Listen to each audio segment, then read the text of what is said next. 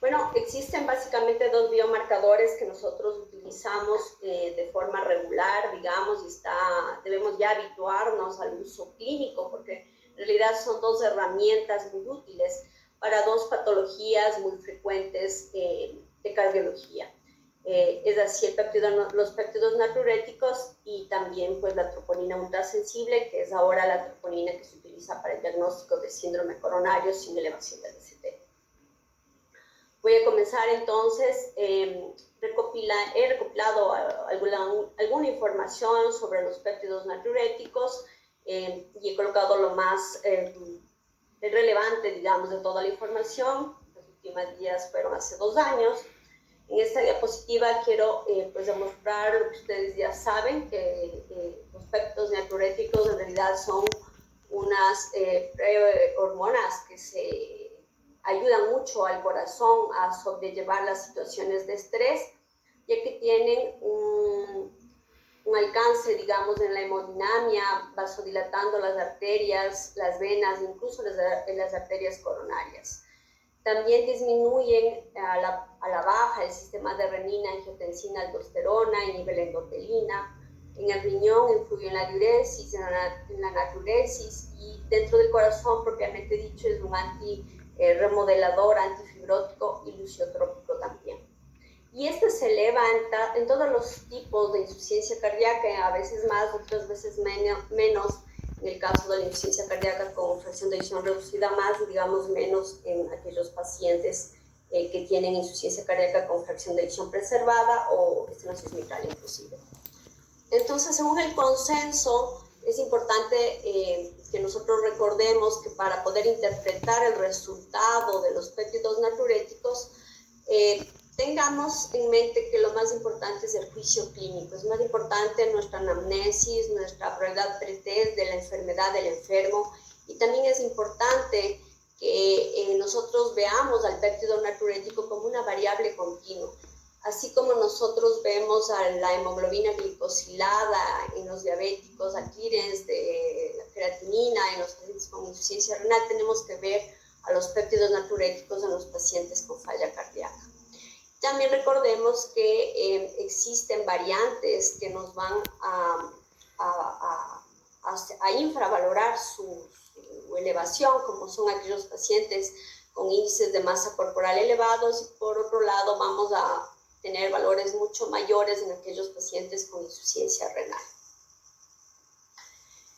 Lo que sí estamos muy segurísimos, y por eso está con letras más grandes, es que las bajas concentraciones del péptido natriurético definitivamente nos dicen que no es una falla cardíaca. Es decir, su valor predictivo negativo es muy alto. Pero cuando hay una elevación, la probabilidad de que sea insuficiencia cardíaca es alta, o de que esa disnea, esos síntomas que podrían ser no tan, digamos, patognomónicos de falla cardíaca, sean pues la probabilidad aumenta. Sin embargo, tenemos que estar conscientes que su elevación no es específico de la insuficiencia cardíaca. Es así como todos sabemos que las últimas guías y las, digamos, del 2016, que fueron las primeras que involucraron a los péptidos natriuréticos como parte del manejo de los pacientes de falla cardíaca, más que el manejo, el diagnóstico, pues nos hablan de que tenemos que evaluar esa probabilidad basados en los antecedentes del paciente, en aquellos síntomas que antes los conocíamos como criterios de Framingham mayores, que ahora se han convertido como específicos, y también esos criterios al examen físico, que también son específicos y formaban parte de los criterios de Framingham mismo, y también tomar en cuenta el electrocardiograma. Si hubiera una de estas alteraciones en nuestro enfermo, nosotros podemos pedir los péptidos natriuréticos, y si es que estos son elevados, nosotros pues ya tenemos el diagnóstico, podemos iniciar el tratamiento y realizar un ecocardiograma. Pero si es que estos son negativos, pues deberíamos considerar otro diagnóstico. Y es así como se involucran ustedes en la atención primaria, en el diagnóstico de los pacientes con falla cardíaca. Ustedes con estos antecedentes de la clínica, del examen físico que estamos conversando, un electrocardiograma, tal vez una radiografía de tórax, que sabemos que muchas veces en un 20% podría ser normal, pero ya con la elevación del péptido natriurético, ustedes pueden ya enviar a un nivel de mayor complejidad para que se realice el ecocardiograma y de esa manera se determine el fenotipo de la insuficiencia cardíaca, sea esta por alteraciones de la contractilidad, de la distensibilidad del ventrículo izquierdo, alteraciones valvulares o del ventrículo derecho, y de esa manera pues ya será el especialista quien tome el tratamiento específico. Entonces, recordemos que los puntos de corte son muy diferentes para emergencia y también son puntos de corte diferentes para los pacientes que están en la consulta externa. En este caso, aquí están los dos péptidos que se utilizan mucho en nuestro país. Y bueno, pues estos son los puntos de corte que excluyen el diagnóstico de falla cardíaca, es decir, tienen un valor predictivo negativo muy alto. En el caso del BNP es menos de 100 picogramos sobre ml y en el caso del NT-proBNP menos de 300 picogramos por ml. Por otro lado, si es que estos están elevados, pues nosotros sabemos que la probabilidad de que esos síntomas sean falla cardíaca es más probable, ¿no? Entonces ese valor de corte del BNP es de más de 400, pero para el NT-proBNP tenemos unos puntos de corte diferentes para la edad, menos de 50 años, entre 50 y 70 años y más de 75 años. De esa manera nosotros podemos ser un poco más específicos en el diagnóstico, ya que sabemos que con la edad, pues la elevación de los péptidos natriuréticos podría estar falsamente elevada sin querer indicar que se trata de falla cardíaca. Recordemos que ya un paciente cardiópata pues va a tener elevaciones crónicas y entonces si queremos determinar que hay un nuevo evento de descompensación, pues tenemos que esperar que haya un cambio muy drástico, digamos mayores al 100% o por lo menos del 50%, lo ideal es del 100%. Sabemos también que estos péptidos natriuréticos están elevados directamente, digamos, proporcional a la clase funcional. Entre más de su elevación, más está el paciente comprometido, más sintomático estará. Vemos aquí estudios que son, miren, muy antiguos del 2005, donde vemos que apoya mucho al diagnóstico y combinado el diagnóstico con el juicio clínico, pues está prácticamente el diagnóstico casi sellado, ¿no? En este estudio, que fue parte del estudio PRIDE del 2006, miren que determinó esos puntos de corte que les había yo comentado, pues ya tienen más de 10 años. Entonces la pregunta del millón es si es que en realidad podemos considerar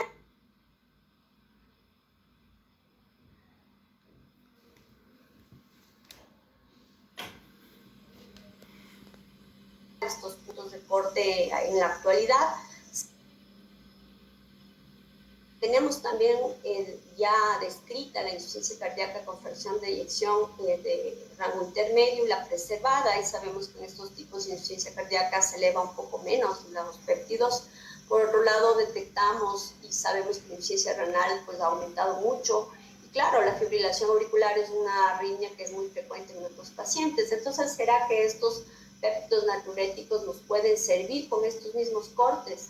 Pues esto, el ICON Reload, que fue publicado, como ustedes ven, en el 2018, nos dice que podemos seguir confiando en estos puntos de corte, tanto para la inclusión como para la exclusión del diagnóstico.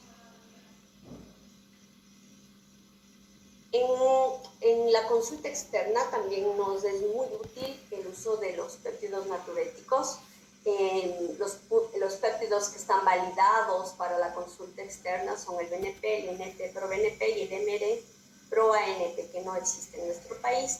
Los puntos de corte también existen con diferencia para la edad y pues son mucho más útiles, sobre todo en los pacientes cuyos síntomas y signos no son específicos. Entonces nosotros pedimos el péptido natriurético, así como las guías nos indican, y de esa manera hacemos la inclusión del diagnóstico, damos el tratamiento y enviamos a hacer un eco, o por otro lado buscamos otras causas pensando en diagnósticos diferenciales.